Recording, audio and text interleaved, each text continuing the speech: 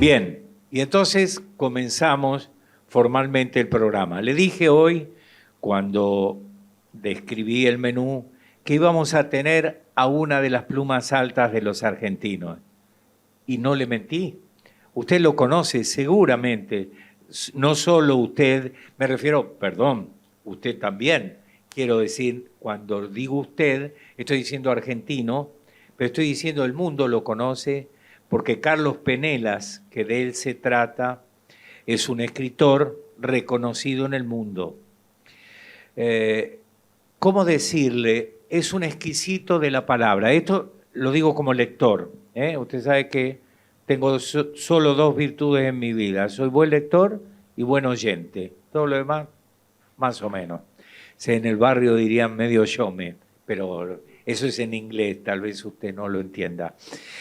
Quiero decir, como lector, Penelas es un exquisito de la palabra. Él es poeta, él es narrador, pero lo que lo distingue a mí, conmigo, lector, es esa artesanía, si se me permite, esa orfebrería, sería mejor, con la palabra. Nada de lo que él pone en sus poemas y en sus narraciones, ninguna palabra está puesta al azar. Seguramente puede parecer retórico esto, pero no es así. Es como yo lo entiendo a él, reitero, en mi condición de lector. Es un exquisito. Y además es un tipo fantástico. Me atrevo a decir esto de tipo porque somos amigotes. No puedo decir que es un gran amigo mío porque no tengo ese orgullo, porque no nos conocemos hace tanto. Y usted sabe que no me gusta arrogarme amistades que no tengo, pero yo espero que los próximos 50 años que me quedan, y hay 120, nos hagamos amigos de verdad.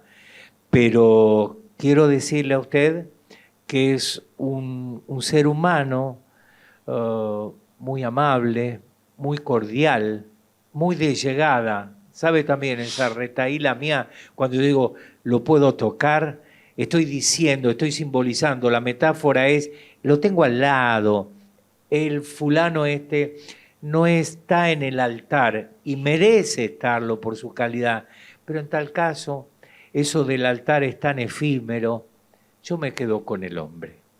Por lo tanto, le doy la bienvenida a Carlos Penela. Bienvenido, Carlos. Gracias por aceptar esta charla. No, gracias a vos por tus palabras, gracias por la invitación. Fue excesivo lo que dijiste.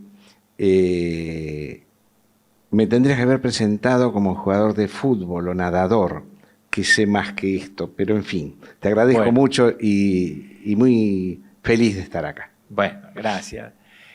Sí, y boxeo hiciste también, ¿no? Hice guantes de muchachos, sí, con el Sapo Azar, campeón argentino medio mediano. Vos sabés que yo no soy un poeta modernista, soy del siglo pasado. Sí, señor. Por eso dije que eras un exquisito. Sí, sí.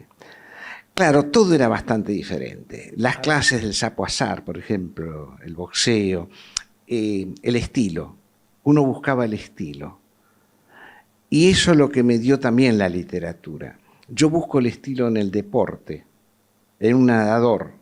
Lo veo y si nada bien me gusta verlo. Si nada mal me doy vuelta. Me gusta el estilo en un boxeador. Por eso admiré a Nicolino Loche y tengo una foto de él. Mi ídolo. Por eso me gustaba el zurdo Lause. Tengo una fotografía de él. Es decir, el estilo se tiene que dar en todo. Si no hay estilo, no hay obra. Es decir, vos sabés que soy simpatizante, bastante simpatizante independiente. Tirando a muy simpatizante. Muy simpatizante. Entonces, a Independiente no me interesa si pierde o gana. Me interesa que juegue bien. Lo he visto muchas veces jugando bien y perdiendo y salía feliz, porque había jugadas fenomenales.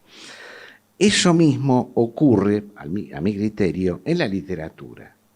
Si uno no tiene, o en la pintura, porque hay gente que de pronto pinta o escribe, y no está mal que lo haga. A lo mejor es sano, yo qué sé, como a lo mejor cocina o se compra un gato, y eso a lo mejor le hace bien. Pero tiene que tener una base determinada, y la base es una base estética, ¿no? En la literatura, en el arte, en todo lo que nosotros vemos. Eso es lo que sigue. Y eso es lo que siempre me interesó, ¿no? Los modales, la forma de ser, te da categoría. Es decir, le da categoría al artista, pero le da categoría al lector. Muchas veces cuando hay gente que me dice, leo mucho, ¿qué lee? Le pregunto. ¿Qué significa leer mucho? ¿Lee bien o lee mal? ¿Qué autores lee? ¿No? Claro. Yo me acuerdo, por ejemplo, de Campoamor, uno de los importantes poetas del siglo XIX, mediados del siglo del siglo 1850, 1860, era muy leído. Después viene la generación del modernismo y la generación del 98. Y es claro, lo destripan. ¿Por qué? Porque era un escritor vulgar, era un mal escritor, pero la gente lo leía. Claro, después vienen los grandes escritores españoles. Ahí viene el segundo siglo de oro español. España tuvo 2 siglos de oro. El siglo de oro del siglo XVI y el siglo de oro después con la generación del 98 y Machado, etcétera, que es otro siglo de oro. Eso. Ahora, Campoamor tiene, por ejemplo, un verso que es interesante recordar. Cuando yo quise morir, Dios no lo quiso. Cuando yo quise vivir, Dios no lo quiere. Siendo un poeta frívolo en muchas cosas, sin estética en muchas otras, de pronto hace esos 2 versos que son los que se recuerdan de él. Que lo justifican. Y es válido eso también. ¿Muy aburrido? ¿Lo aburrí? ¿Saben qué? Le quiero contar, él no va a escuchar lo que digo. A veces no lo soporto. Y le explico por qué. Tiene una humildad tan grande que no la soporto, la aborrezco. Veo cuando le digo alguna vez, tengo sentimientos encontrados, lo quiero bien y lo admiro y después lo aborrezco. Lo aborrezco por esto. Nunca me aburrí, yo aprendo contigo y no me jorobes más. Lo estoy escuchando. Oye, sí. Además soy tan democrático, el programa es mío y digo lo que quiero. Lo cual está muy bien. Sí, sí. Carlos, oye, mira, ahora te quiero preguntar, el otro día usé esta frase, ¿no? ¿Te acuerdas del tango que dice, salí a la calle desesperado a preguntarle a los hombres sabios? Bueno, yo vengo a preguntarle a los hombres sabios. Tuve para mí siempre, y siempre quiero cotejarlo con tipos de tu estatura, que el poema puede ser este verso.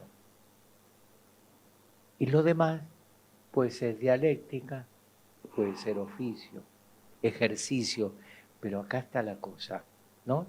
Una vez me dijo Hugo Mujica en el programa, ¿querés una frase metafísica? Hoy vas a entrar en mi pasado.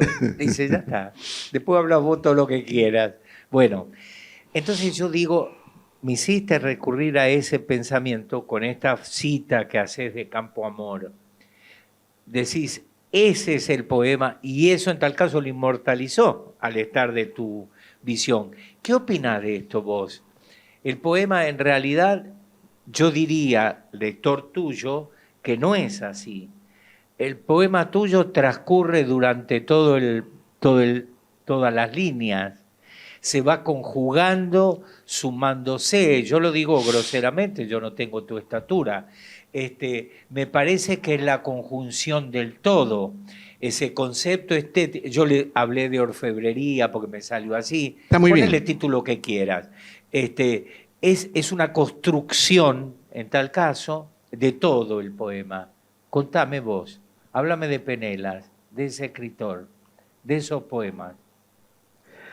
Bueno, yo escribo fundamentalmente poesía, pero escribí bastantes trabajos en torno a la poesía, que se fueron modificando a través del tiempo, porque la mirada no es siempre la misma. Pero hay un eje que generalmente eso ha venido desde mi adolescencia. Lo que sí puedo afirmar, que he afirmado siempre, no es mío, es una visión ya de Keats y otros autores. El poema es el clima. El poema es el clima. Hay un trabajo de unidad y de totalidad en el poema.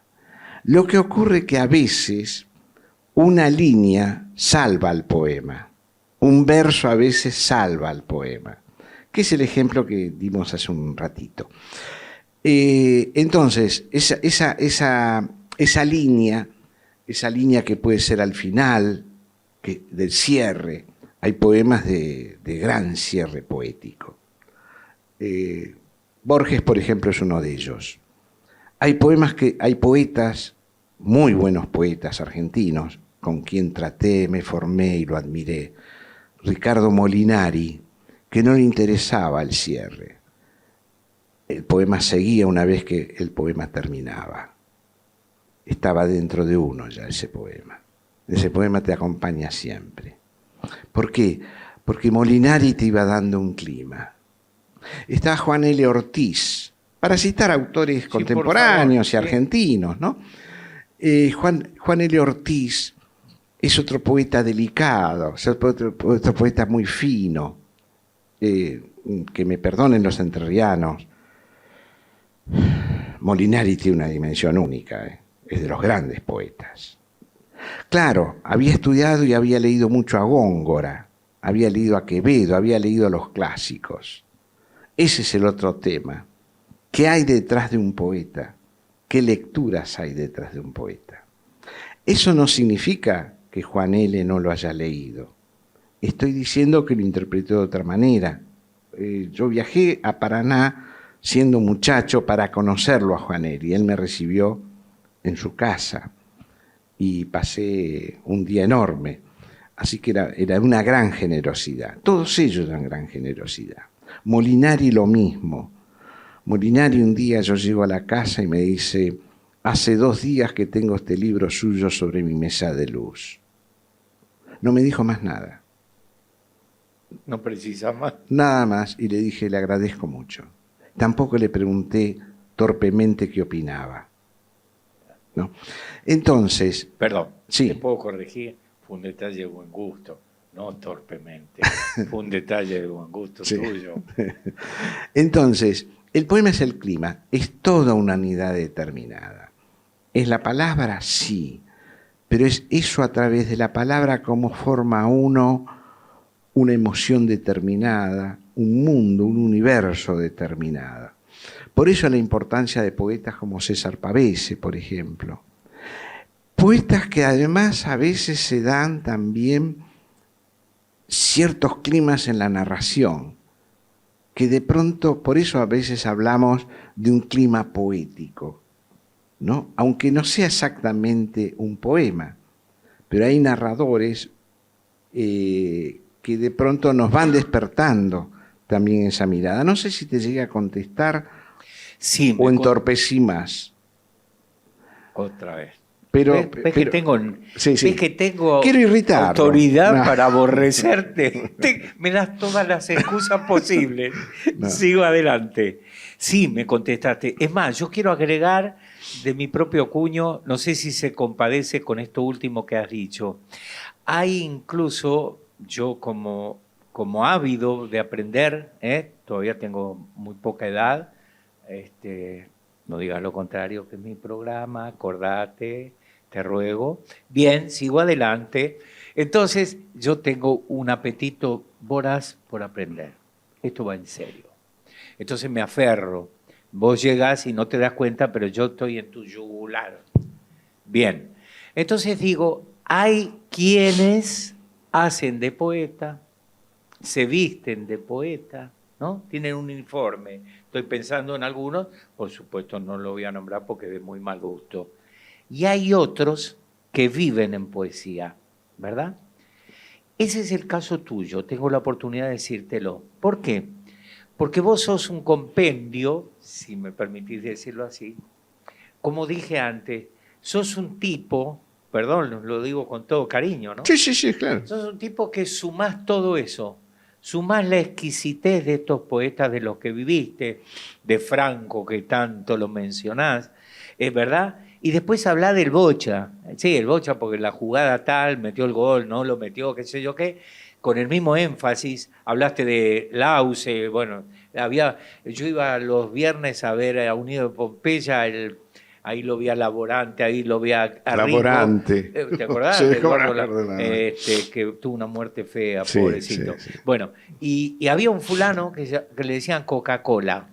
Entonces tenía una hinchada que no la tenía Loche. Yo soy fan de Loche. Sí, que cómo no. Vi todo Loche. Sí, claro. Bueno, y Coca-Cola. Y yo estaba con eso, Coca-Cola. Y me hice grande, ahora broma aparte. Y un día estaba con Elba Cristian, una cantante de tango, y le digo, dice, vamos a ir a ver a Fernández, campeón argentino, ¿te acuerdas? Ya retirado, porque él manejaba la Mutual. Y entonces le cuento esta anécdota. Me dice, Coca-Cola, ¿lo querés ver? Sí, digo, no sé cómo se llama. Entonces vení, vamos a la federación. Fuimos a la federación y dice, vení, este pibe, Sí, ya da. Te quiere conocer a vos. Hola, le digo, mucho gusto. Para mí era un ídolo. Digo, perdón, sáqueme de una curiosidad. ¿Por qué le decían Coca-Cola? Porque yo era repartidor de Coca-Cola, dice, yo llevaba los cajones. Bueno, me fui y vuelvo. Entonces, vos me seducís por eso. Me seduce tu palabra, y ahora quiero hablar de conversaciones, que fuiste tan gentil de regalármelo. Pero vos sos ese compendio, vos no la vas de, vos sos. También repito, a veces con Tato Bores hubo un tiempo que había un actor negro, que no me acuerdo de qué origen era, y entonces el tipo en su sketch decía, yo no hago de nego, yo soy nego, ¿es verdad? Bueno, entonces eso admiro de vos y me gusta decírtelo así, de frente, porque no me lo quiero guardar. No. Hay tantas cosas que uno se ha guardado en la vida sí, es verdad. Y después se arrepiente. Es bueno, yo no me quiero arrepentir de esta. Vos sos un poeta con todo eso, y a mí, al lado tuyo, respiro poesía, aunque me hables de que te fuiste a tomar un café a la esquina. Es que eso también es importante. Yo recuerdo ahora un poema de Baldomero Fernández Moreno, uno de los grandes poetas nuestros. Un hombre, no lo llegué a conocer, pero tiene ahí un poema muy breve que se llama Poeta, que es el hombre que va caminando por la calle con un bastón, ve de pronto el hilo de una araña y está a punto de darle el golpe para quitar ese hilo. Se arrepiente y sigue caminando. Ese es el poeta. Ese es el poema de él, un poema muy breve. Yo creo que un poco esto que vos pensás de mí o sentís de mí, yo creo que son mis raíces. Yo soy de raíz gallega, mis padres en casa se hablaban gallego, se escuchaban canciones en gallego, conocía el himno gallego. Pero además había una conducta, el trabajo y cosas. Por ejemplo, mi padre, que había estudiado hasta segundo grado y después fue autodidacta, después leyó a Bakunin, a Tolstoy, Goethe, bueno, el siglo de oro español, todo, me decía, nunca hables de literatura, de música o de la cuestión clásica con alguien que no conoce. Habla de lo que él conoce o escúchalo. No seas pedante, no le hables de Shakespeare al verdulero. El verdulero no sabe quién es Shakespeare. No nombres a Otelo, no sabe qué es. A lo mejor siente celos, pero no sabe de eso. Mi hermano mayor, que era un gran lector, me decía, hoy conocí un imbécil que hablaba de los griegos con un colectivero. El pobre hombre lo humillaba. Es decir, todo eso lo sentí de los 6, 7 años. Entonces, a lo mejor fue eso. Y además en mi casa se hablaba de todo. Es decir, se hablaba de literatura, se hablaba de la Guerra Civil Española, se hablaba de Federico García Lorca, íbamos los domingos a la cancha a ver Independiente cuando era local. Mi padre y mi hermano mayor les gustaba el box y me llevaban a ver a boxeadores. Me acuerdo de Buneta, por ejemplo. Lamentablemente yo también. Bueno, lo vi en el Luna Park. Era maravilloso el espectáculo en Luna Park con todos los cigarrillos Sí. prendidos de la otra, claro. Entonces, y la salida es el Luna Park, Claro. caminando por Corrientes. Entonces, cuando uno se va formando con eso, pero además, ¿qué pasaba? Mi tía era almacenera y mis primos, uno era chofer de colectivo. Nosotros no hablamos con ellos de eso. Es decir, cuando íbamos a la casa de mis tíos, mis primos o mi tía le decía, Manuel era el nombre de mi padre, Manuel, háblanos de tal tema que tú sabes. Y mi padre se los explicaba claro. Eso es lo que uno después fue aprendiendo. Entonces, la soberbia y la imbecilidad, yo siempre la he dejado de lado. Escucho a muchos imbéciles, Por supuesto. Escucho a muchos No imbéciles. podrías no hacerlo. Claro. Te voy a proponer una pausa. ¿Y Lo- me permitís tener una pequeña anécdota que viene a cuento? Una vez lo tuve a Manuel Antín. Y entonces dice que cuando hace el Santos Vega, van a filmar al San Antonio de Areco. Y había un señor que era el capataz de la estancia. Y observaba. Entonces él, bueno, Carlos, ahora vos entrás por allá y haces tal cosa, no, lo vos haces tal otra. Y este cantante dice, ¿me disculpa, maestro? Sí, dígame, don Ramón. Le voy a poner don Ramón porque no me acuerdo. Dice, ¿y si Carlos en realidad golpea ahí en el telón? Ah, no lo había pensado. Carlos, como dice don Ramón acá, cuando vos entrás a golpear, bueno, te lo termino rápido. 2 o 3 días le hizo una pavada así, y si entra no sé qué, o si hace tal cosa. Y un día le dice a Antín, óigame, don Ramón, usted es un sabio al fin de cuentas. Dice, mire, yo menos de libros sé de todo. ¿Vamos a una pausa? ¿Cómo no? Por favor.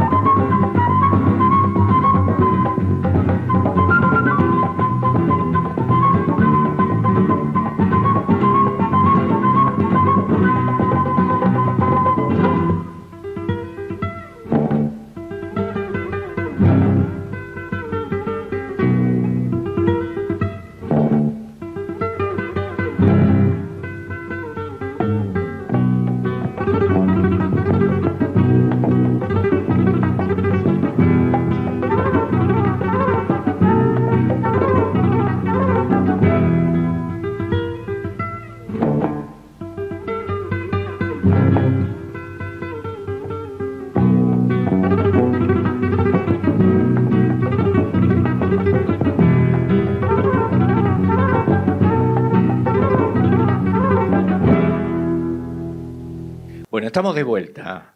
Una anécdota y discúlpame.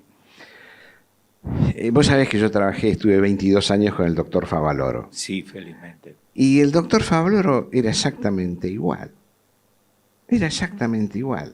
Digo, no igual a mí, sino igual en cuanto al concepto. Me acuerdo una frase que te dijo en un pasillo que vos comentaste. Repetila, por favor. Bueno. No se la crea. Ah, sí. Sí. No. O no se engrupa. Que nunca se te llene de humo la cabeza. Ah, perdón. Esa, que sí. Nunca se te llene de humo la cabeza. Sí. Y eso es lo que de pronto también lo tenía él. Porque íbamos los dos juntos. Digo, ¿dónde va, doctor? Acompáñame que voy a comprar. Tengo que llevar cosas a mi casa. Iba con él a la verdulería, llevar los tomates, esto, lo otro. ¿Me acompañás lo que compra el tipo de acá enfrente? Claro, ¿me acompañás hasta el coche? Así lo cargo. Sí, bueno, de paso entonces te acerco hasta tu casa. Esto era común. Entonces, y de pronto uno ve a esa gente engolada, ¿no? Sí, sí. Y bueno, pero bueno, es así. Son incorregibles muchos de ellos. Sí, sí, está bueno eso. Son incorregibles. No hay antídoto. No hay antídoto. A ver, conversemos de conversaciones. Lo que usted diga. El programa es suyo. Ya lo aprendió. Bien, bien. Es un buen alumno, le diré. Sumo a sus virtudes la de buen alumno. Contame esto porque tiene una historia, la comparto con ustedes porque me lo ha comentado Carlos Penelas, que esto era un viejo... Vos corregime lo que haga falta, hablo en serio ahora porque vos sos el protagonista. Era un intento o un proyecto que quedó ahí en la agenda. De pronto vino la tormenta. Le hace pandemia. Y parecería ser que vos fuiste y rescataste de la biblioteca el proyecto y se lo propusiste a tu amigo Gustavo Merino. Cante, maestro. Sí, breve. Gustavo Merino vino a mi taller literario, estuvo durante bastante tiempo. Él había hecho 2 cursos sobre filosofía e ideologías del siglo XX con Juan José Sebrelli. Un día le dijo, mira, me gustaría hacer un taller literario, ¿con quién lo puedo hacer? Entonces Juan José me recomendó. Ahí empezamos a tratar con Gustavo. Teníamos muchos puntos en común, autores, era un muy buen lector, él quería escribir cuento, narrativa, etc. Íbamos de a poco. Yo nunca le impulso a alguien o lo exijo que escriba. Le exijo que medite, que piense y que vaya sintiendo de a poco. Y cuando necesita escribir, que lo escriba. Pero que uno no puede forzarse. La literatura tiene su tiempo. Hay que macerar. La literatura tiene su tiempo, siempre tiene su tiempo. Es como, perdóname, un jugador de quinta y para llegar a primera tiene que esperar. Con esto pasa lo mismo. Bueno, entonces un día me dijo, porque tenía ganas de hacer un libro de conversaciones conmigo. Dije, mira, en otro momento, más adelante, si te parece, etcétera, etcétera. Vino la pandemia, como acabas de decir, lo llamé por teléfono y dije, che, ¿qué te parece si empezamos a hacer el libro de conversaciones? Y entonces ahí empezamos a hacerlo por teléfono, por internet. Después cuando se abrió un poco y nos podíamos ver, nos veíamos, ya la gente empezaba a salir de a poco, pero empezaba a salir. Entonces venía una vez cada 15, 20 días a casa. Y durante un año estuvimos trabajando en el libro. Es un libro de conversaciones. El libro de conversaciones es un género literario. La gente a veces cree que es una entrevista. Una entrevista es para un diario. Eso no estoy desvalorizando, estoy hablando de géneros. Porque hay que saber de qué... claro. Entonces es un género. Por ejemplo, sin comparar, las conversaciones de Eckermann con Goethe es un libro fenomenal sobre conversaciones. Uno quiere entender a Goethe, tiene que leer el libro de conversaciones que hizo con Eckermann. Entre paréntesis, yo había hecho un libro de conversaciones con Luis Franco. Me acuerdo que a veces él se asomaba ahí en Ciudadela, una casita que tenía, uno no tenía timbre, entonces uno tenía que golpear la puerta fuerte. Y él habitualmente abría la puerta, la ventana, digo, y se asomaba y decía, ¿quién es? Y yo le decía... ¿Portero eléctrico? No, claro. Y yo le decía, sí, porque era la casa de él, no había otras casas, pero era muy humilde todo, una casita que quedaba ahí cerca de Liniers. Bueno. Y entonces yo debajo le gritaba, Eckermann. Qué lindo. Y él me decía, déjese pavadas que yo no soy Goethe. Qué lindo, hermoso. Bueno, entonces ahí empezamos a hacer el libro de conversaciones Con Merino. con Merino. Duró un año. Él tuvo la idea de dividirlo por mes, abril, mayo, etcétera, y ahí vamos poniendo las conversaciones, los temas que se iban tratando, los temas que él quería tratar, porque le di totalmente libertad. Que pueden ser triviales o profundos. Sí, vos sabés que muchas veces lo trivial depende de quién es, ¿no? Claro. Si yo a ciertas vedettes que a veces veo por televisión se le hacen ciertas preguntas, es trivial porque ella, pobrecita, no puede hacer otra cosa. Pero si esa pregunta a lo mejor se le hace a una persona con algo en la cabeza, la respuesta es interesante, ¿no? Entonces, Está bueno, claro. Clarísimo. Entonces las preguntas, sí, hablamos de temas muchas veces, yo qué sé, que habíamos ido al médico o que habíamos hecho determinado tipo de cosas, eso al pasar, ¿no? O no hablamos de premios, no hablamos de nada de eso. Hablé en un momento, y además le decía, vamos a hablar poco de cada cosa. Por ejemplo, Luis Franco lo nombramos muy poco, porque ya hay un libro. De Favaloro lo nombramos muy poco, porque ya hay un libro, ¿no? Y de pequeñas cosas así, sí, los nombramos, pero están ahí. Me interesaría hablar del encuentro de sábado con la Junta Militar, que tanto se le criticó. Ahí, yo salgo en defensa de sábado porque además conversé una semana antes con él durante 2 o 3 días. El padre Castellani, Borges, en fin. Entonces, vamos tocando determinados. A veces yo le proponía, digo, che, me gustaría que tratáramos tal tema por ahí. Pero generalmente era él el que imponía el tema. Claro, y además me parecía interesante, porque el otro ve más que uno, ¿no? Además estás hablando con un tipo inteligente. Entonces,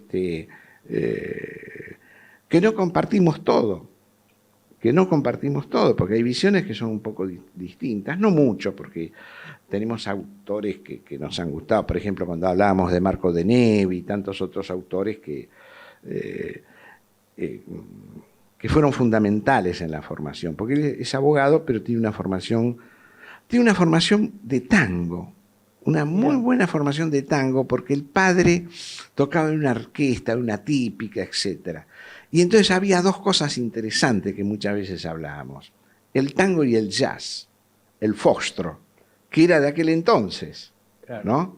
Claro. Entonces hablábamos, por ejemplo, a veces de Oscar Alemán, ¿no? No reconocido aún por los argentinos por la estatura. Claro, entonces muchas de estas cosas están al pasar. Es para el lector que sabe leer. Porque yo digo Oscar Alemán y bueno, es como la otra vez me pasó. Como nombrar Salgán o D'Arienzo. Sí, claro. Por decir, salvando la distancia. No, pero es verdad. Porque además hay un tema que es terrible, que es la decadencia de este país, que es espantosa, es una decadencia sin límite. Lamentablemente. En caída libre. Y la otra vez yo había ido a tomar un café y digo cosas irrespetuosas. Entonces la chica me pregunta, ¿café chico? Un café fuerte. Yo soy primo de John Wayne. Sos más malo que la... Y entonces la chica me dice, ¿primo de quién? John Wayne, 7º de infantería. De caballería, perdón. Le comenté a mi hermano, a mi hijo, y me dice, ¿pero qué dijiste John Wayne si no sabe quién es? Y eso es lo que me alarmó. No puedo creer que no se conozca quién fue John Wayne, porque yo digo por ahí, Bing Crosby. Sí, no es para cualquiera. No es para cualquiera, como lo que era Bing Crosby, ¿no? El jazz. Bueno. Y decís ciertos autos, Henry Fonda y por ahí yo qué sé. Sí. Pero John Wayne 164 películas, 6 veces candidato al Oscar. El cowboy por el cowboy por excelencia, excelencia. el convoy, como decíamos cuando éramos el chicos. cowboy, claro, el Claro. convoy. Bueno, Ajá. entonces eso es la otra cosa también que uno ve. ¿Y Claro. cuál es el problema cuando uno escribe? El lector. Claro.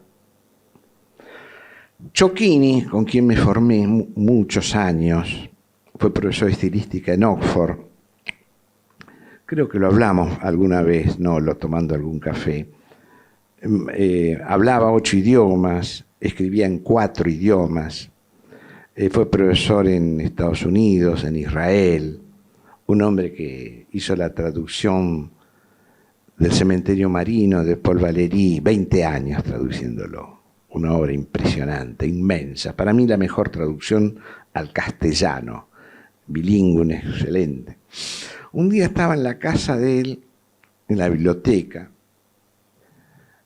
y le digo, Héctor, yo no puedo creer que una persona de su dimensión, porque además era un exquisito poeta,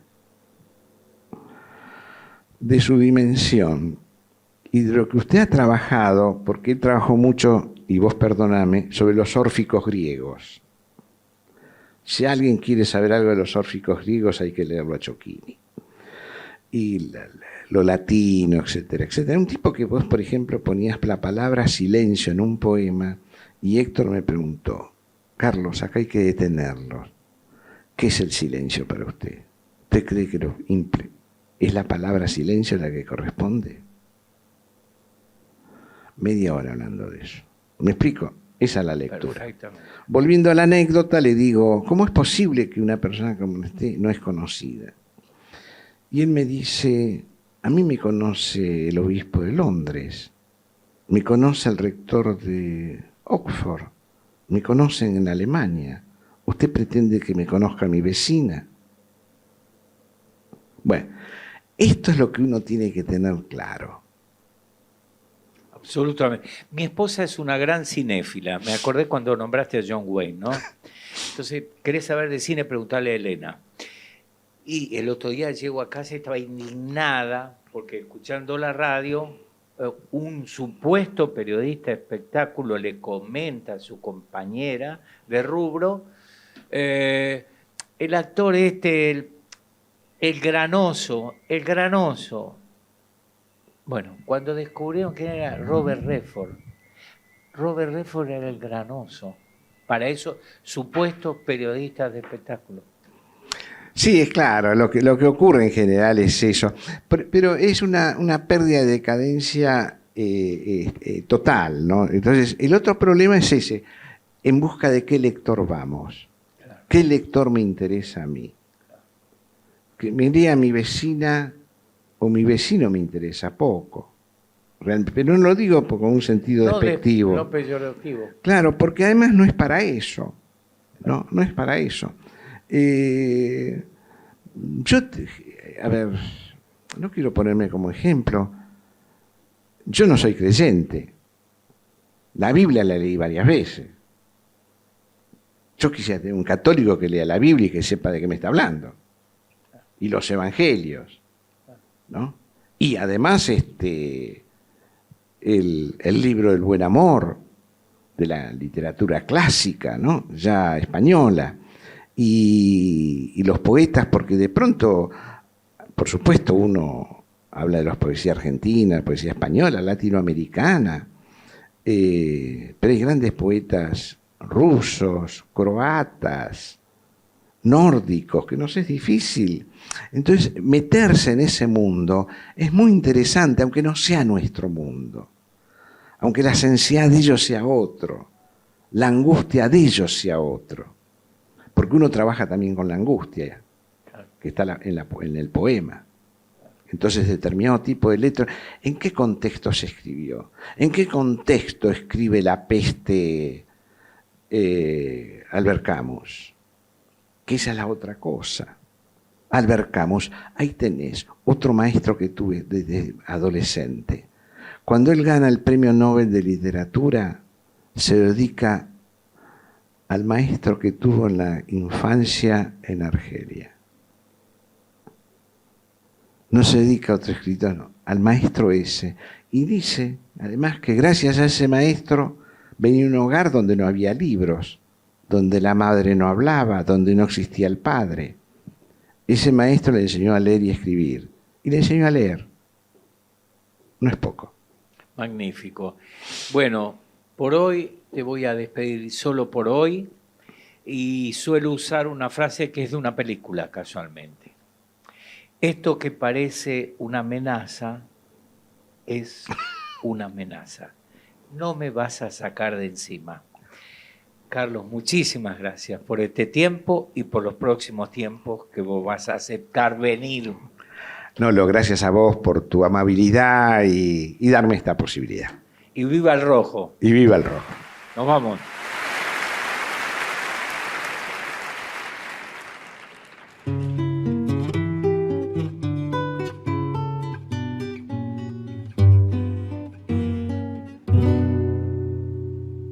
Estoy pagando mi culpa, borracho sin razón perdido. Ya no tendré lo que he tenido, ya nunca, yo sé que nunca. Y en el silencio se quebró la queja amarga de tu adiós, como un castigo. Estoy pagando mi culpa y sigo sin poder olvidar. Me faltas tú con tu piel de jazmín. Me faltas tú con tu voz, tu reír. Y en la terrible tortura de mis noches tan dramáticas y oscuras, escucho siempre tu voz, toco tu piel de raso y de jazmín.